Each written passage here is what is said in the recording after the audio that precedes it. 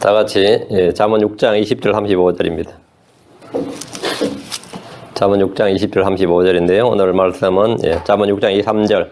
그 명령은 등불이요 법은 빛이다. 그 법은 빛이니라. 잠언 6장 23절 같이 읽습니다. 잠언 6장 23절 같이 읽습니다. 그 명령은 등불이요 그 법은 빛이며 훈계하는 책망들은 생명의 길이니라. 그 명령은 등불이요 그 법은 빛이니라. 잠깐 기도합시다. 위대하시고 거룩한 주 하나님 감사합니다. 주의 영을 충만케 하시고 은혜 베풀어 주시고 복을 주셔서 주를 아는 지식에서 또 우리 주님과의 깊은 더 교제가 있도록 도우시고 또 모든 말씀을 저희가 잘 받을도록 하나님 이 시간 은혜 베풀어 주십시오. 말씀을 잘 전달할 수 있도록 해주시고 또 듣는 모든 혼들이 믿음으로 말씀을 잘 결합하고 잘 섞이게 은혜 베풀어 주시고 말씀을 마음에 간직하게 또 쌓아둘 수 있도록 숨겨둘 수 있도록 복을 주시옵소서. 감사드리며 주의 성기도합니다. 아멘. 오늘 공부할 말씀은 오늘 공부할 잠언은 그 명령은 등불이요 그 법은 빛이니라 합니다. 그 명령이란 아버지의 명령, 주 하나님의 명령을 말합니다. 그 명령은 등불입니다. 등불은 어두움을 밝히는 겁니다. 등불은 빛으로 어두움을 밝히는 겁니다. 주의 성전에는 언제나 등불이 켜져 있었습니다. 마찬가지로 주의 성전이 된 우리 안에는 주의 등잔불이 항상 켜져 있어야 됩니다. 그럼 우리 안에 있는 등불이 뭡니까? 우리 안에 있는 등불, 첫째가 주의 명령입니다. 그 명령이 등불이요. 이 말씀대로 주의 명령은 우리의 어두움을 밝혀주는 등불입니다. 여러분 안에 말씀이 있다면 등불이 있고 빛이 어두움을 밝혀줍니다. 주의 말씀들이 들어오면 빛을 줍니다. 시편 119편 130절에 주의 말씀들이 들어오면 빛을 주며 이 빛이 단순한 자에게 명철을 주나이다. 마음 가운데 말씀이 없으면 그는 주의 빛이 없는 겁니다. 이사야 8장 20절 그들이 율법과 정언에게 구할지니 만일 그들이 이 말씀에 따라 말하지 않으면 그 까닭은 그들 안에 빛이 없기 때문이니라.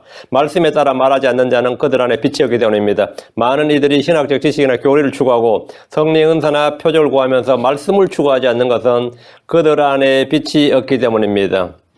그 명령은 등불이니라. 둘째, 주 하나님께서 등불이십니다. 사무엘하 22장 29절 오 주여 주는 나의 등불이시오니 주께서 내 어둠을 밝히시리이다. 주여 주는 내 등불이시오니 주님이 나의 등불이시다. 주께서 내 어둠을 밝히신다. 그리고 우리가 예수 그리스도를 영접하면 내 안에 등불이 있는 겁니다. 주님 우리의 등불이시고 우리의 등잔불을 켜시는 분입니다. 예수님을 바라보십시오. 그분은 사람들의 빛입니다. 생명의 빛입니다. 세상의 빛입니다. 시편 18편 28절에 주께서 내 등잔불을 켜시리니 주 내 하나님께서 내 어둠을 밝히시리다. 주께서 내 등잔불을 켜시리니 했습니다. 셋째, 주 예수님은 하나님이 주신 등불입니다. 주님께서 주 예수님이 하나님이 주신 등불이다. 시편 132편 17절 내가 거기서 다윗의 뿌리 싹을 내게 하리라. 내가 나의 기름 부음 받은 자를 위하여 한 등불을 정하였도다. 한 등불을 정하였도다. 한 등불, 한 개의 등불. 한 등불이 바로 주 예수님입니다. 누구든지 주 예수를 믿을 때 하나님이 정한 등불을 가지고 있는 겁니다. 넷째, 사람의 영이 주의 등잔불입니다. 마태복음 6장, 잠언 20장 27절에 사람의 영은 주의 등잔불로서 뱃속의 모든 부분을 살피느니라. 사람의 영은 주의 등잔불로서 몸의 등불은 눈입니다. 우리 속에 있는 등불은 영입니다. 예수님은 너희 허리에 띠를 띠고 너희 등불을 타오르게 하라 이렇게 말씀하셨는데 영을 타오르게 하라 이 말입니다. 영을 불타오르게 하라는 겁니다. 사람의 등잔불이 꺼진다는 것은 그 사람이 죽는다는 말입니다. 욥기 18장 6절에 광명 그의 장막 안에서 어두워지고 그의 등잔불은 그와 더불어 꺼지며 광명은 빛이죠. 빛은 그의 장막 안에서 어두워지며 그의 그의 장막은 사람의 몸 육체입니다. 그의 장막 안에서 그 육체 안에서 몸 안에서 어두워지면 그의 등잔불은 그와 더불어 꺼지리라. 그의 등잔불은 영입니다. 영이 꺼진다, 죽는다 이 말입니다. 잠언 13장 9절에 의로운 자의 빛은 기뻐하나 사악한 자의 등잔불은 꺼지리라 했고 다음 잠언 20장 20절에 누구든지 자기 아버지나 어머니를 저주하면 그 사람의 등불은 깜깜한 어둠 속에서 꺼지리라. 등불이 꺼진다. 등불이 꺼진다, 죽는다 이 말입니다. 잠언 24장 20절에 악한 자에게는 보상이 없으며 사악한 자의 등잔불은 꺼지로다. 그 등잔불이 뭐냐? 사람의 영이 등잔불입니다. 사람 속에 있는 사람 영을 밝혀주는 등불이 주의 명령입니다. 그 명령은 등불이란 말대로 우리가 주의 명령을 듣고 순종할 때 우리는 어둠 속에 거하지 않게 됩니다. 오늘 크리스천들이 크게 오해하는 한 가지는 주의 명령을 듣고 행하는 것을 율법주의라고 행하는 겁니다. 오늘 이 크리스천들이 주의 명령을 듣고 행하는 순종을 율법주의라고 오해하는 겁니다. 순종을 율법주의라고 해버리면 뭐가 되는 거죠? 항상 불순종하는 거죠. 왜? 난 율법주의 아니니까. 그 마음대로 하는 것을 자유로 생각하고 순종을 율법주의로 생각하기 때문에 오늘 교회가 다 개파이 된 겁니다. 순종을 율법주의라고 그러니까 뭐 하면 너무 율법적이지 않냐? 너무 율법주의가 아니냐? 그래서 순종을 안 하는 거죠. 왜? 순종이 율법주의니까. 순종할 일이 있어요, 없어요? 없는 거죠. 순종할 일이 전혀 없는 거예요. 믿음, 은혜는 굉장히 강조되는데 순종할 일이 없다요. 왜? 순종만 다 율법주의라 그러니까. 주의 명령들을 따라 걷는 것은 율법주의가 아니라 사랑입니다. 주의 명령을 따라 걷는 순종은 율법주의가 아니고 성경에 따르면 사랑이다. 순종은 사랑이다. 성경이 말한 사랑은 감정적인 흥분 상태가 아니라 하나님의 명령들을 지키는 순종입니다. 요한일서 5장 3절, 요한 2서 1장 6절에 우리가 그분의 명령들을 지키는 것, 이것이 하나님을 사랑한 것이니라. 하나님의 명령들을 지키는 것이 뭐라고요? 하나님을 사랑하는 것이니라. 명령을 지키는 게 사랑이다. 명령을 지키는 게 사랑이에요.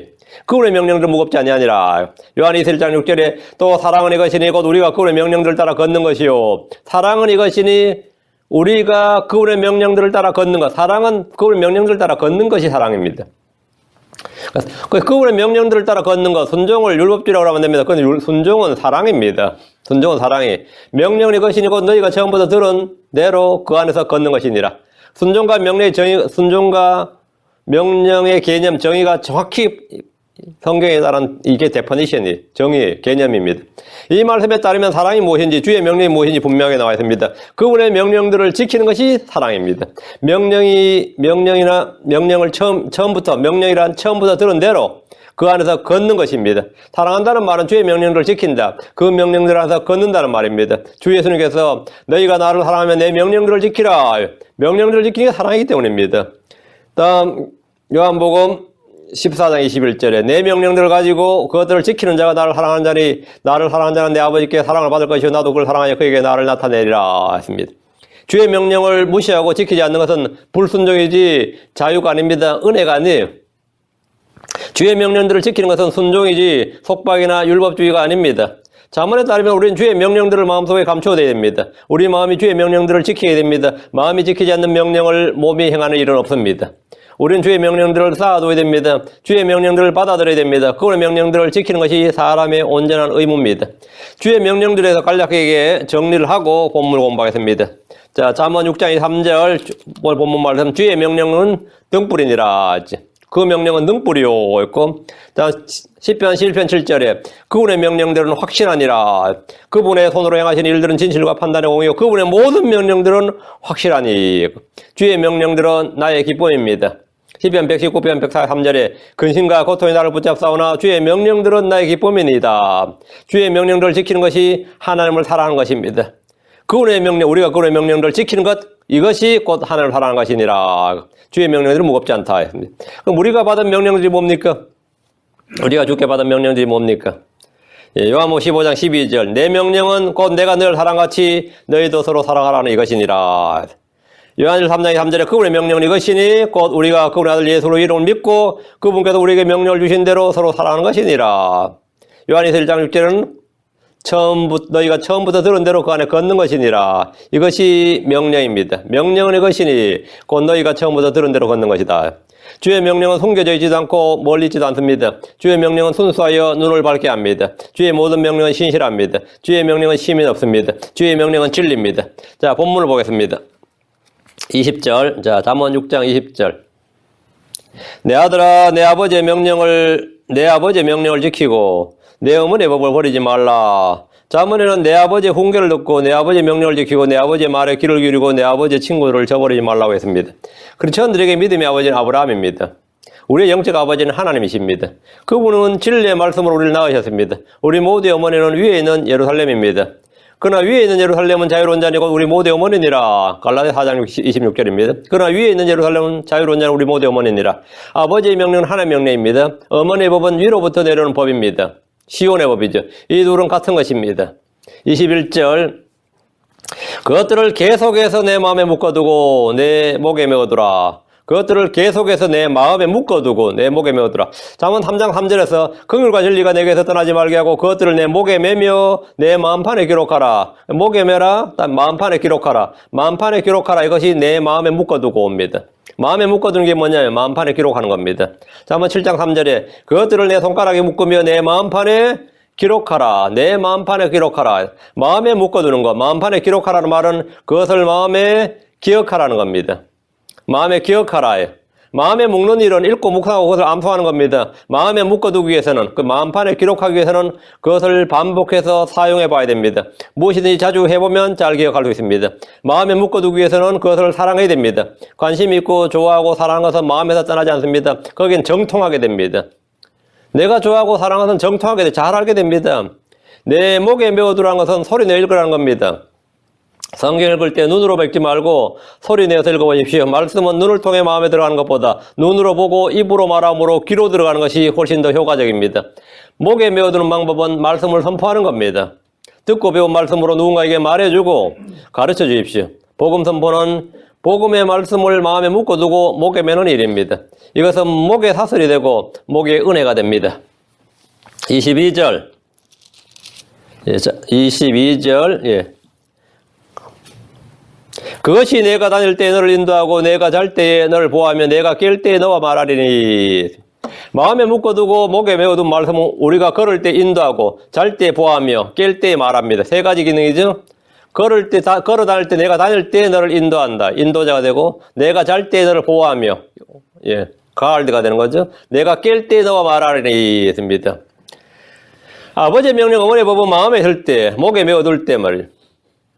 그런 말씀으로 인도를 받고 보호를 받게 된다는 겁니다. 너와 말하니 이 말씀은 말씀을 통해 성령의 교제, 하나님과의 사귐을 말합니다. 주의 말씀이 마음에 들 때 말씀은 우리에게 주의 뜻을 계시해주고 조명해줍니다. 아버지의 뜻과 계획을 말해줍니다. 하나님 우리가 어떤 생각이나 판단이나 결정을 해야 할 때 우리의 양심과 생각을 통해 자신의 말씀을 말해줍니다. 예를 들어 도둑질하지 말라 이 말씀을 마음에 담아두면 그 말씀이 그의 길을 인도하고 그걸 보호합니다. 이 말씀을 지킬 때 그런 욕심이 없고 정직하다는 평을 받게 됩니다. 신뢰할 만한 사람이 됩니다. 유혹을 받을 때는 주께서 도둑질하지 말라 하는 말씀을 크고 강하게 때로는 세미한 음성으로 내 안에서 말씀해 주십니다. 그럼 그 끝입니다. 그걸로 간단히 끝이 나요. 간음하지 말라 이 말씀을 마음에 두고 목에 메어두면 음녀 유혹에서 보호를 받게 됩니다. 아버지의 명령, 어머니의 법을 마음에 두고 목에 메어두면 세 가지 확실한 복을 받는데 그것이 내가 다닐 때 너를 인도하고 내가 다닐 때 너를 인도하고 다음 내가 잘 때 너를 보호하며 대체 내가 깰 때에 너와 말하리라. 23절입니다.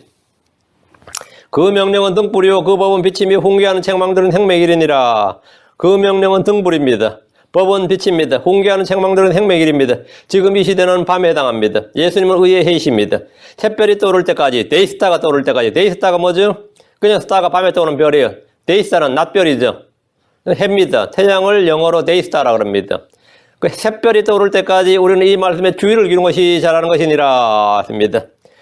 베드로후서 1장 19절에 또한 우리에게는 더 확실한 대언의 말씀이 있으니 날이 새어 샛별이 데이스타가 너희 마음속에 떠오를 때까지 너희가 어두운 곳에서 비치는 빛을 대하듯 이 말씀에 주의를 기울이는 것이 잘하는 것이니라 했습니다.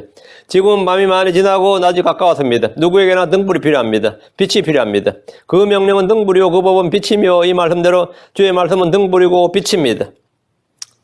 빛이 시편 119편 105절에 주의 말씀은 내 발의 등불이요 내 길의 빛이니이다 했습니다. 훈계하는 책망들은 생명의 길입니다. 성경은 교리와 책망과 바로잡음과 의로 훈육하기에 유익한 책입니다.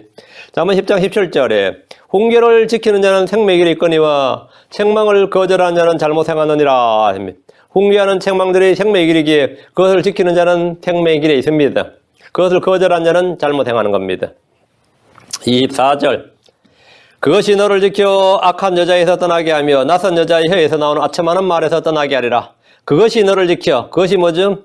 지금 본문에 나온 말씀이에요. 법, 명령, 법, 훈계하는 책망들이. 그것이 너를 지켜 여자에서 떠나게 하며. 이것이 이 음녀의 문제, 간음하는 문제 이것은 무엇이 나를 지켜줘야 돼요. 그것이 나를 지켜. 악한 여자에서 떠나게 하고 낯선 여자의 혀에서 나오는 아첨하는 말에서 떠나게 하리라. 이 분리를 해준다는 거죠. 24절부터 35절까지 12구절은 간음과 음행에 관한 말씀입니다. 간음이라는 결혼한 여자가 다른 남자나 다른 남자 아내나 다른 여자의 아내, 다른 여자의 남편을 쫓아가는 걸 말합니다. 간음과 음행과 세계고 육신을 입은 사람들이 가장 흔히 짓는 죄입니다. 그리고 상당히 강력한 겁니다. 저는 이것이 주로 남자들이 짓는 죄였지만 요즘은 여자들이 다른 아내의 남편을 쫓아가는 일도 허다합니다. 그럼 간음과 음행과 세욕에서 벗어나게 하는 게 뭡니까? 명령과 훈계 책망들입니다. 그것이 너를 지켜 악한 여자에게서 떠나게 하며 그것이 너를 지켜 악한 여자에게 떠나게 하며 나를 지켜주는 것 그 내 마음을 지켜주고 나의 길을 지켜주는 것은 주의 명령과 법입니다. 교회를 다니는 크리스천들이 육신의 음행과 간음에 흔히 노출되는 것은 그들의 마음속에 주의 법, 주의 명령에서 떠났기 때문입니다. 많은 크리스천들이 불신자들 못지않게 죄를 짓습니다. 이 죄를 짓는 데는 뭐 목사나 장로나 전도사, 집사, 선교사, 교사 이런 직이나 직분은 아무 소용없습니다. 그런 직이나 직분이 죄로부터 나를 지켜주는 게 아닙니다. 죄로부터 세상으로부터 악한 여자에게서 나를 지켜주고 떠나게 하는 것은 주의 법, 주의 명령입니다. 주의 말씀이란 말입니다. 낯선 여자의 혀에서 나오는 아첨하는 말에서 떠나게 하는 것은 내 마음에 묶어둔 주의 말씀, 내 목에 메어둔 주의 말씀. 그게 전부입니다. 내 마음에 묶어둔 주의 말씀, 내 목에 메어둔 주의 말씀입니다. 25절입니다. 그녀의 아름다움을 따라 내 마음속에 정욕을 품지 말며 그녀가 그녀의 눈꺼풀로 너를 붙잡지 못하게 하라. 아까는 내 아첨하는 말이었죠. 여자가 남자를 막 칭찬할 때 남자들은 보통 무너져요.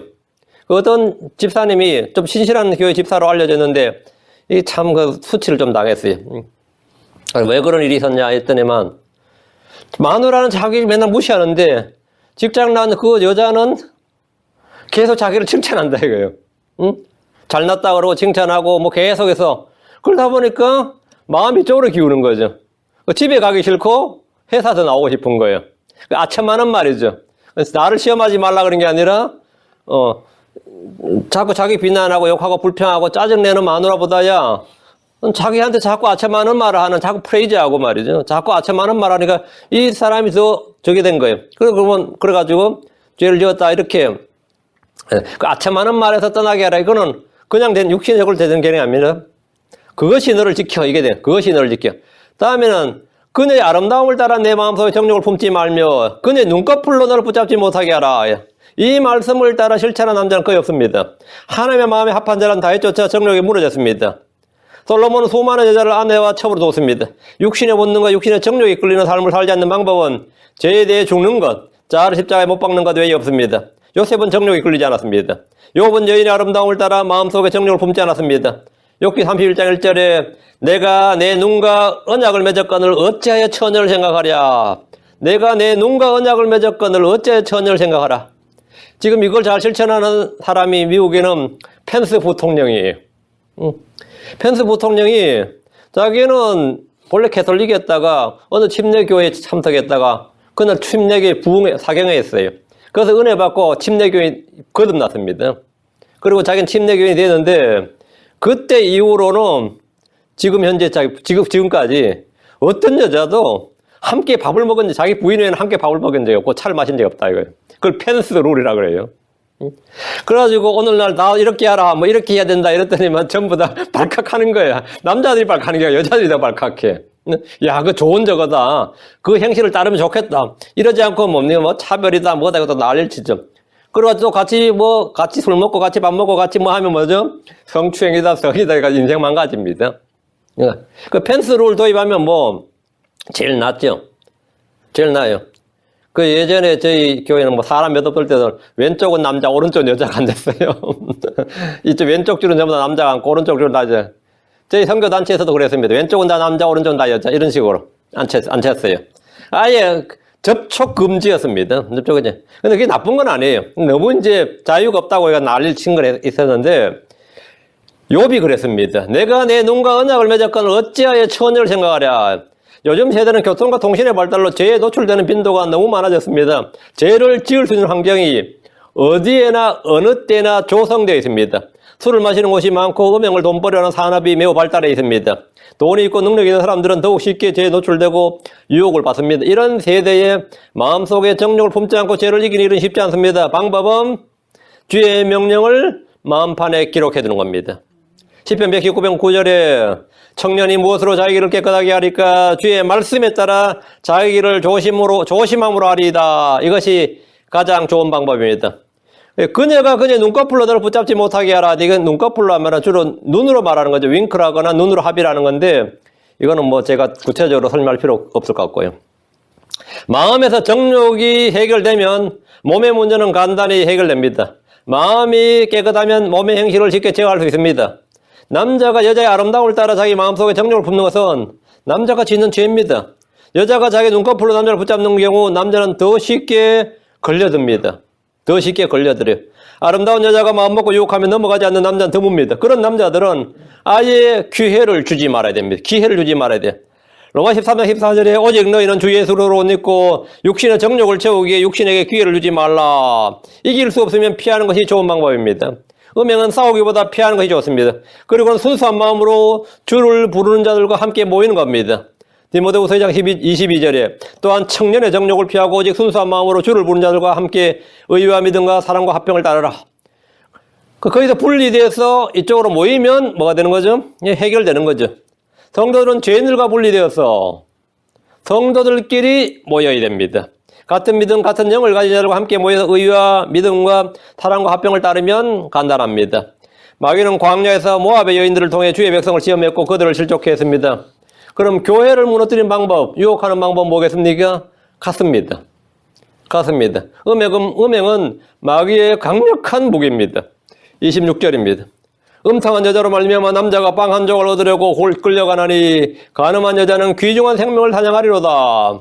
음탕한 여자로 말미암아 남자가 빵 한 조각을 얻으려고 끌려가나니 간음한 여자는 귀중한 생명을 사냥하리로다. 이 말씀은 수많은 남자들이 여자에게 재산을 탕진한 예를 통해서 확증이 됩니다. 이 여자한테 돈 쓰는 거죠. 또 그걸 가리기 위해서 또 돈을 써야 되고 타고 터진 걸 무마하기 위해서 또 돈 써야 되고 그러다 보니까 여자로 말미암아 남자가 빵 한 조각을 얻으려 끌려가나니 재산 다 날렸다 이거예요.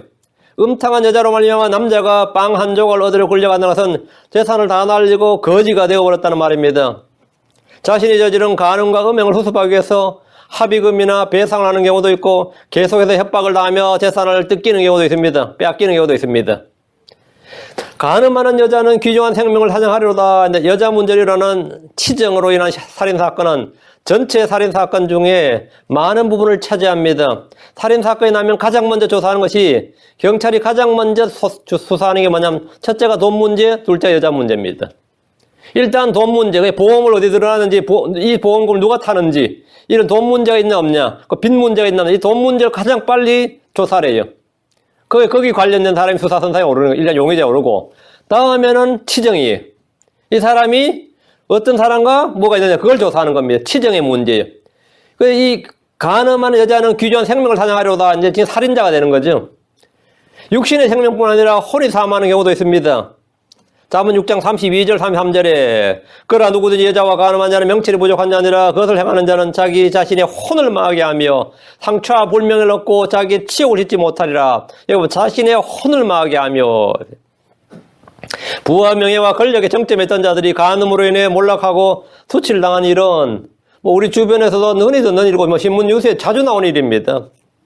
그리스도인들은 구원에 관한 한 안전하다 할지라도 간음에 대한 강력한 경고를 받았습니다. 고린도전서 6장 16절 18절에 도대체 무슨 말이냐 창녀와 결합한 자는 한 몸인 줄 너희가 알지 못하느냐 그분께서 이르시되 둘이 한 육체가 되리라 하시느니라.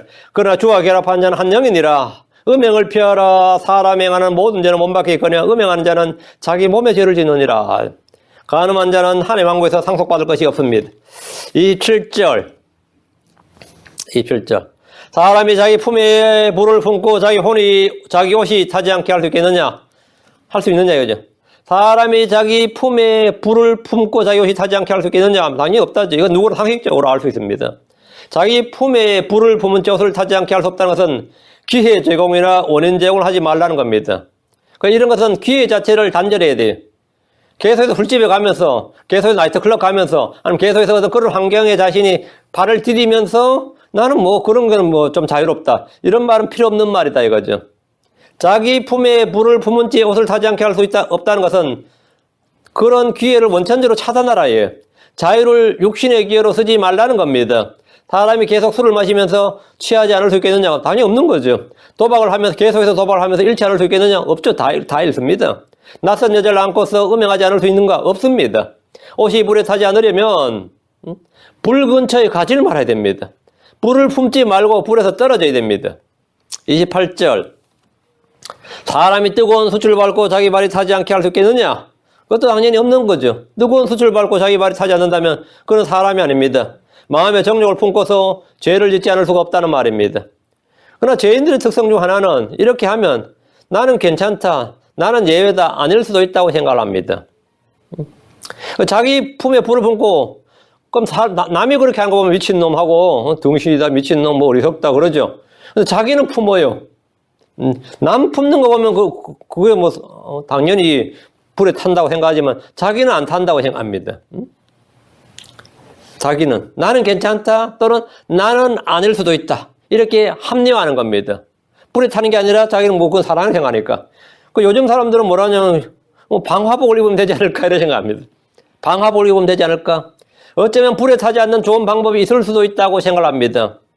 그냥 수출 밟지 않으면 간단한데, 불을 품지 않으면 되는데, 이런저런 핑계거리를 찾고, 그렇게 해도 괜찮은 방법이 없을까? 그걸 연구를 하죠. 그렇게 해도 괜찮은 방법이 없을까? 어떤 이들은 죄와 불법의 정의를 바꿈으로써, 그것은 죄가 아니다, 불법이 아니라고 말합니다. 사람이 죄의 정의와 개념을 바꾼다고 해서, 그 생각을 바꾼다고 해서 죄가 없어지는 것이 아닙니다. 불법이 사라진 것이 아닙니다. 죄의 삭은 변하지 않습니다. 죄의 삭은 변하지 않습니다. 아무리 법을 바꿔줘도, 사회적 관념과 인식을 바꿔줘도 그 죄의 삭은 변하지 않습니다. 죄의 결과는 변하지 않습니다. 죄의 개념과 정의는 사람이 정한 것이 아니라 하나님이 정하신 겁니다. 29절. 자기 이웃이 아내에게로 들어가는 자도 그와 같으리라. 누구든지 그녀에게 손을 대는 자는 무죄하지 아니하리라. 손을 대는 자가 이거 touch her입니다. 접촉하는 자는 무죄하지 아니하리라. 이제 성경에서 touch her 이렇게 하면 그거는 보통 성적 접촉입니다. 자기 이웃이 아내에게로 들어가는 자는 자기 품에 불을 품는 자고 뜨거운 수출을 밟은 자란 말입니다. 왜? 그와 같으리라 이 말씀은 옷이 타고 불이 탄다 이거예요. 옷이 타고 발이 탄다 이거예요. 불에. 발이 탄다는 말입니다. 여기서 들어가는 자란 말과 그녀를 접촉한 자란 말은 같은 뜻입니다. 자기 이웃이 안으로 들어가는 자, 또 그녀에게 접촉하는 자, 터치하는 자는 같은 뜻입니다. 우리말로 손을 대는 자로 있는데 터치란 말은 이제 주로 성적 접촉을 말합니다. 그건 고린도전서 7장 1절이나 창세기 20장 6절에 보면 그렇습니다. 다음 30절입니다. 만일 도둑이 줄일 때 자기 혼을 만족시키려고 도둑질을 하면 사람들이 그를 멸시하지 아니하느니라.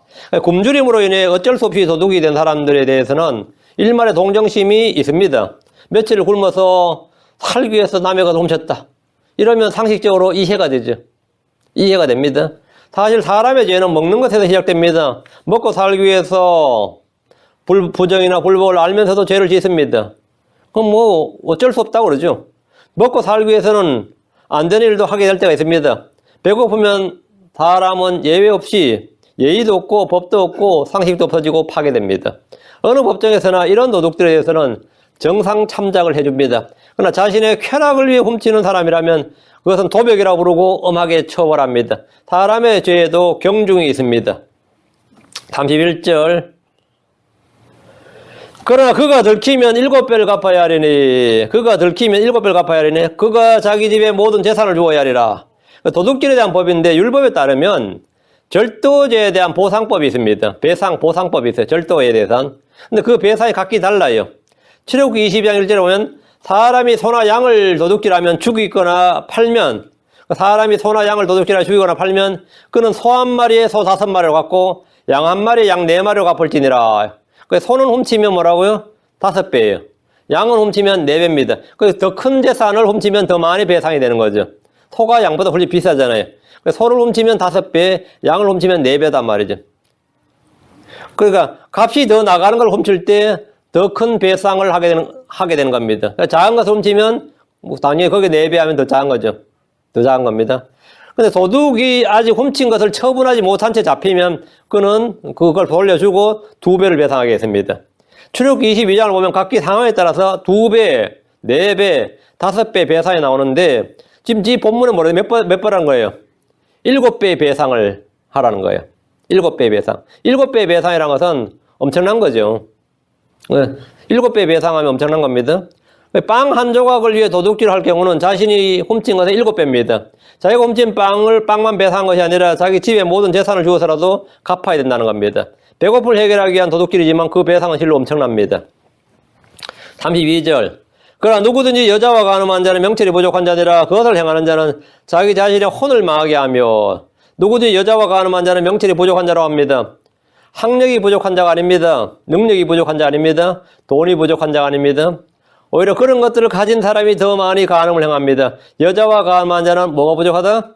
명철이 부족한 자니라. 명철이 부족한 자니라. 간음은 지성의 문제가 아니라 마음의 문제란 겁니다. 인텔렉츄얼 문제가 아니라 뭐라고요? 마음의 문제다. 70인역에 보면 이게 얼마 웃기냐 하면 이게 전혀 이와 같이 번역이 안 돼. 번역이 완전히 달라요. 전혀. 미의 여신에게 정복당하지 말라 이런 식이에요. 왜 이게 마음의 문제가 아니라 인텔렉츄얼 문제로 생각하는 거죠. 간음이란 건, 음행이란 건 지성의 문제가 아니면 그건 전혀 지성과는 아무 상관이 없어요. 사회 지도층이나 된 사람이 그렇게 많이 배운 사람이 교수니 의사니 박사니 이런 사람 있죠. 연구원이니 고위 공무원이니 그런 거 직위하고 지위와 학력은 이거 아무런 관련이 없습니다. 사람의 죄 문제는 지성과 아무런 관련이 없어. 그거는 마음의 정욕에서 나오는 겁니다. 현대인은 모든 것을 지식의 부족이나 지성의 문제로 치부하려 하지만, 그래서 인격의 문제로 치부하려 하지만 그건 인격의 문제가 아닌단 말이에요. 사람의 문제는 마음의 문제, 마음의 정욕에서 나오는 겁니다. 지금 그것을 행하는 자는 자기 자신의 혼을 망하게 하며, 인데 마음의 정욕은 몸이 죄를 짓게 하고 다음은 혼을 망하게 하는 겁니다. 사람의 죄는 영, 혼, 몸의 합작품입니다. 33절. 상처와 불명예를 얻고 자기 치욕을 씻지 못하리라. 상처와 불명예를 얻고, 간음하는 사람은 상처와 불명예를 얻습니다. 자기의 치욕을 씻지 못하리라. 요즘 정치인, 연예인, 운동선수들까지 앞장서서 간음을 하다가 잡히면 잠시 자숙의 기간을 갖는다 하고는 다시 왕성히 활동을 해버립니다. 예전에는 그냥 완전 매장이 되던데 요즘은 그냥 잠시 안 보인다 싶다가 다시 튀어나와요. 잠시. 그냥 관용적인 분위기가 되어버린 거죠. 대부분의 나라들에서 간음, 간통은 더 이상 불법이 아닌 개인의 선택과 자유와 성인 간의 합의에 따른 관계로 재정의를 해줬습니다. 이 땅에서 이 일은 더 이상 치욕이라고 불리지 않는 상황이 이르렀지만 성도들에게는 다릅니다. 남편의 불륜을 안 부인은 평생 동안 그 문제로 남편을 모욕하고 수치를 유발합니다. 자기 자녀들이라도 알면 그 문제로 약점이 잡힌 남편은 평생 수치와 모멸감을 느끼며 살아야 됩니다. 하나님 앞에서 죄를 시인하고 자백하고 완전히 영적으로 회복되었다 해도 대부분의 아내는 그 문제를 죽을 때까지 물고 늘어집니다. 그건 하나님과 해결된 문제, 나하고 해결된 문제 아니라고 해가지고 평생 물고 늘어집니다. 그건 말로 못하는 거죠. 고통은. 34절. 한 남자의 경로는 질투이므로 원수 갚는 날에 그가 용서하지 아니하고, 간음한 자는 정부가 아는 날 인생이 끝장날지도 모릅니다. 한 남자의 경로는 질투이므로, 이 말대로 이 질투는 무덤같이 잔인합니다. 아가서 8장 6절 7절에 나를 도장같이 내 마음에 새기고 도장같이 내 팔에 새기라. 사랑은 죽음같이 강하고 질투는 무덤같이 잔인하니 그것의 수치는 극히 맹렬한 불꽃을 지는 불붙는 수치니라. 많은 물도 사랑을 끄지 못하며 홍수라도 그것을 잠기게 하지 못하느니 사람이 자기 집에 전 재산을 주고 사랑을 얻으려 할지라도 그것은 철저히 멸치를 받으리라. 이 질투는 잔인하고 맹렬하고 불꽃을 지는 불붙은 수치라. 많은 물로도 끄지 못하고 홍수를 할지라도 잠기게 하지 못합니다. 지금 34절 마지막에 원수 갚는 날에 그가 용서하지 아니하고, 이 말대로 복수할 기회라도 오면 절대 용서하지 않습니다. 다 죽이지. 절대 용서하지 않습니다. 특히 한국 사람들처럼 이 감정적인 사람은 연놈을 죽인다잖아요. 그 한국 사람의 정서가 그래요. 그렇지 않으면 해결이 안 돼요. 충분히 보상을 받았다 하더라도 그게 마음에서 해결되냐면 그건 해결 안 됩니다. 그거는 합당한 보복과 응징이 있어야 되는데 그걸 하나님이 해주셔야지. 크리스천들이 그렇다고 자기가 사적 보복을 하면 그건 말도 안 되는 거고요. 35절. 어떤 대속물도 중히 여기지 아니하며 내가 많은 선물을 줄지라도 그가 만족하여 쉬지 아니하리라. 만족하여 쉬지 아니하리라. 이건 줄을 쫙 것이고, 요거는 오역입니다. 요거는 지금 제가 볼 때는 rest content를 번역을 할 줄 몰랐던 것 같아요. rest content는 뜻이 뭐냐면 만족하지 아니하리라 이 말입니다. 이건 need가 아니하리라 하고 rest content가 만족하다. 이건 rest content.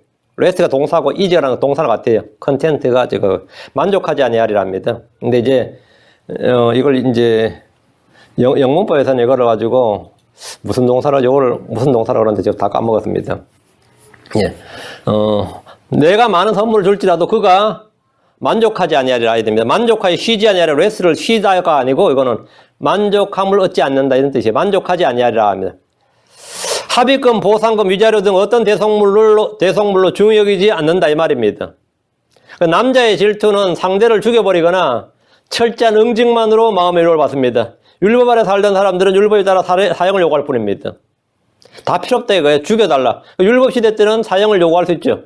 그러니까 어떻게 하면 그냥 사형을 뭐 다른 거 필요 없고 그냥 사형이에요. 사형을 요구할 뿐이다 이거예요.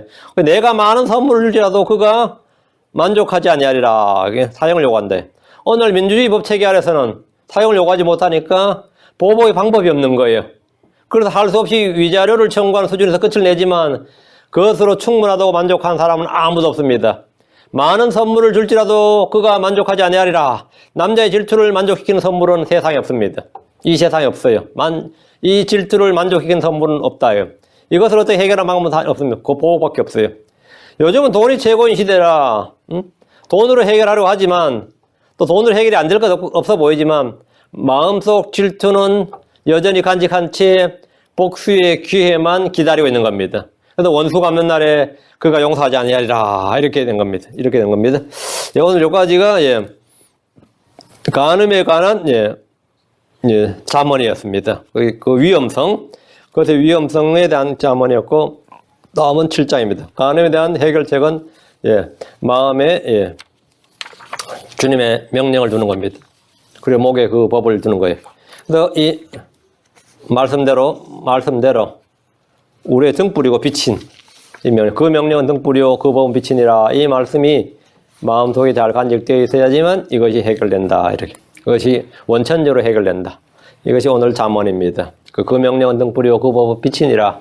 그래서 내 마음에 묶어두고 내 목에 메어두라 했습니다. 그것이 유일한 해결책입니다. 기도합시다.